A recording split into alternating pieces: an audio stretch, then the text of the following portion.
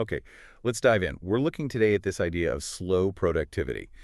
It's really positioned as a way out of the burnout crisis so many knowledge workers are feeling. Exactly. And our mission here is to unpack why the typical way we work feels so broken, frankly, and then explore this alternative path, one that focuses on meaningful work, sustainable work, not just looking busy. Yeah, not just frantic activity. And the story that really kicks this off is fascinating. It's about John McPhee, the New Yorker writer, hugely prolific, right? 29 books, a Pulitzer. A legend. But back in 1966, he's starting a complex project, Pine Barrens, and he hits a wall. Total anxiety. And what does he do? He spends almost 2 weeks Yeah. just lying on a picnic table in his yard. Which sounds like the opposite of productivity, doesn't it? Completely, like total failure mode. But here's the twist. That downtime, that pause, that was the breakthrough. Lying there, resting, allowed his brain to make the connection he needed. He figured out the whole structure for the book. Wow.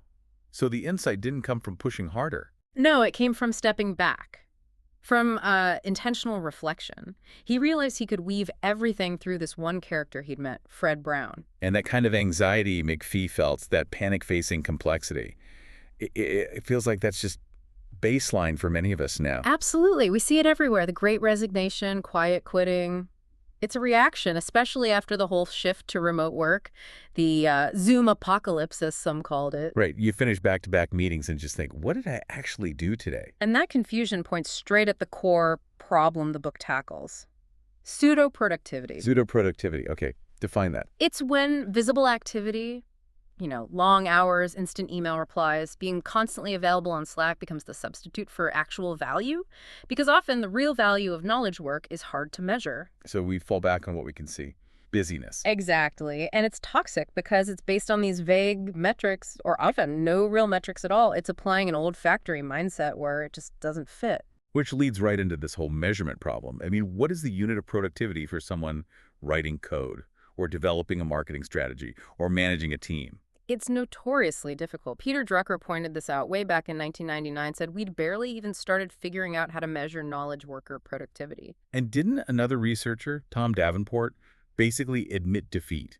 He said something like, people just don't measure it. Pretty much, because think about it. The tools we inherited are from the industrial era. Henry Ford timing the Model T assembly line, Frederick Winslow Taylor with his stopwatch figuring out the perfect shovel load, 9.5 kilos. Right. Quantifiable, mechanical. You can count widgets easily. But cognitive work, it's messy, it's a swamp, like you said. How do you quantify the value of writing a complex report versus organizing the office party versus handling an HR issue? The tasks are just too varied. And non-linear. You can't track how, say, co-chairing that committee impacts the number of articles someone publishes 6 months later. It's impossible. Precisely. So without clear ways to measure the actual cognitive output, organizations default to measuring input, or rather, visible input and activity. And that's how we get trapped in this heuristic of visible activity. The Yeah. pressure to look busy, answer emails instantly, feel guilty if the inbox isn't clear. Even though that constant reactivity might be the very thing stopping us from doing the deep, valuable work. Okay, so the current system is pushing this exhausting, often meaningless busyness. What's the alternative? The source material proposes three core principles, right? Yes, 3 principles designed to help organize knowledge work in a much more sustainable, meaningful way. They basically flip the script on the assembly line model. They are 1, do fewer things. Okay. 2, work in a natural tempo. Natural tempo. Interesting. And 3, be obsessed with quality. Do fewer things, natural tempo, quality obsession. Yeah, that definitely doesn't sound like the usual corporate buzzwords. It's almost radical. Well, let's take the first one, do fewer things. How does that fight the overhead burden? Right, the overhead burden. Think of it as all the stuff around the actual work, the meetings, the emails, the admin, the mental juggling. As you take on more projects, more commitments, that overhead doesn't just increase linearly. It grows faster. Exactly. It increases disproportionately, exponentially almost, until you hit this critical tipping point. The point where the overhead, the meetings, the emails eats the entire day. Yes, and the real work, the deep thinking, the creative stuff gets pushed into nights and weekends. That's classic burnout territory. We saw that story, didn't we? Jonathan Frostick, the manager who had a heart attack. Yeah, the HSBC manager. He realized those endless back-to-back virtual meetings and the constant pinging on Slack were literally putting his life at risk. He made a conscious choice afterwards to drastically simplify. So doing fewer things means creating space. Yeah. But how do we push back? There are these cultural myths, aren't there? Like the idea of Jane Austen writing secretly. Oh, the squeaky door hinge myth. Yeah. Yeah, that she was supposedly writing in these tiny stolen moments, ready to hide her manuscript instantly. Right. And the implication is, see, you just need to cram it in. But the reality, especially during her most productive time in Chawton, was the opposite. Her family actively shielded her, gave her the privilege of uninterrupted time and space. They reduced her household duties so she could focus. So it wasn't about frantic multitasking. It was about dedicated focus, enabled by doing less of other things. Precisely. So the strategy isn't just try harder. It's about consciously limiting your core professional commitments. Maybe to just 3 to 5 major goals or ongoing services. 3 to 5, that sounds minimal. Yeah. How does someone manage expectations, especially upwards? Look at Andrew Wiles working on Fermat's last theorem for 8 years. How did he pull that off without everyone thinking he was slacking? Wiles had what the book calls a cunning plan. It's brilliant, really. He knew he needed total focus, so he dropped almost everything else. Yeah. But to keep up appearances. He faked it. Sort of. He took an already finished piece of research, broke it down into smaller bits, and published these trivial little articles every 6 months or so. No way. Yeah. So, to the outside world, to his colleagues, it looked like normal, steady productivity. But his real energy, his deep work, was entirely focused on the big secret problem: strategic minimalism. That is incredibly clever. The Okay, principle 2. Work in a natural tempo. I like that phrase, natural tempo. It's not about constant speed. Exactly. It's about rejecting the relentless, monotonous pace that modern work often demands. Think of the slow food movement. Right, started as a protest against McDonald's in Rome. Near the Spanish Steps, 1986. And that sparked this whole idea of slow cities, slow media, pushing back against the fast, disposable culture, advocating for something more human, sustainable, rooted in quality and tradition. So applying that to knowledge work means what? Not expecting instant results. Partly, and also recognizing that our natural human rhythm isn't constant. Anthropological research suggests hunter-gatherers worked in bursts, intense effort followed by significant downtime, leisure. Unlike the agricultural revolution. Right, the Neolithic Revolution about 12,000 years ago. That's when we arguably shifted to the drudgery of monotonous work all day, every day. We're still kind of stuck in that agricultural mindset, expecting constant output. But great creative or intellectual work rarely happens like that, does it? Almost never. Look at Lin-Manuel Miranda. In the Heights wasn't an overnight success. It took 8 years from its first student version to Broadway. Years of workshops, revisions, feedback, often while he was working other jobs. And historical figures. Copernicus, Newton. Same story. Copernicus spent 30 years developing his theory before publishing. Newton worked on gravity for 15 years before Principia.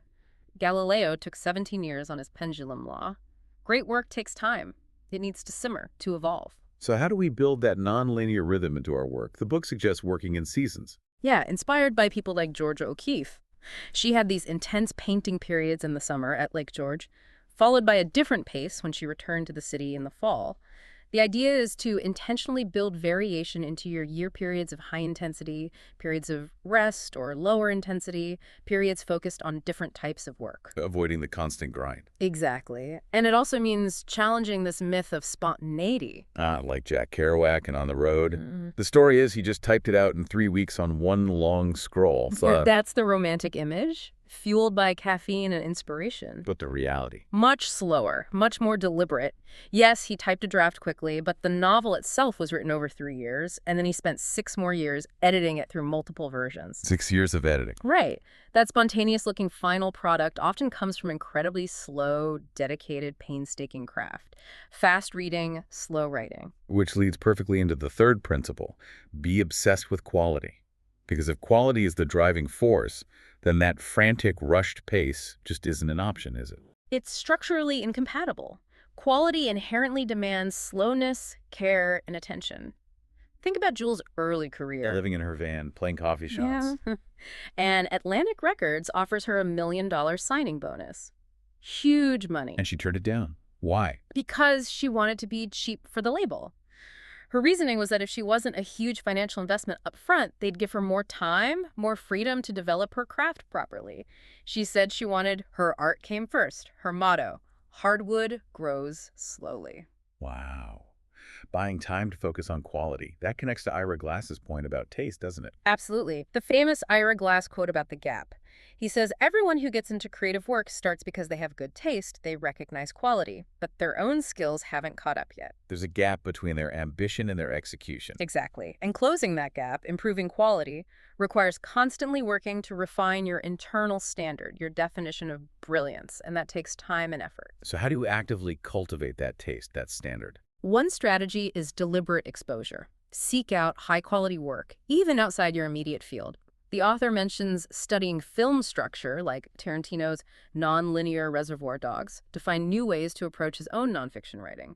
Cross-pollination. Makes sense. What about the physical environment? Does that play a role? Hugely. The book argues environment shapes cognition. So the strategy is, make your work environment distinctive. Think Mary Oliver walking in the woods for inspiration. Or Dan Brown building a house full of secret passages to get in the mindset for his thrillers. Exactly. Or Maya Angelou writing in stark, anonymous hotel rooms. Peter Benchley wrote Jaws in the back room of a furnace repair shop. A furnace repair shop. Okay, that's specific. The point isn't necessarily style, it's disconnection. Getting away from the familiar, the everyday cues and distractions.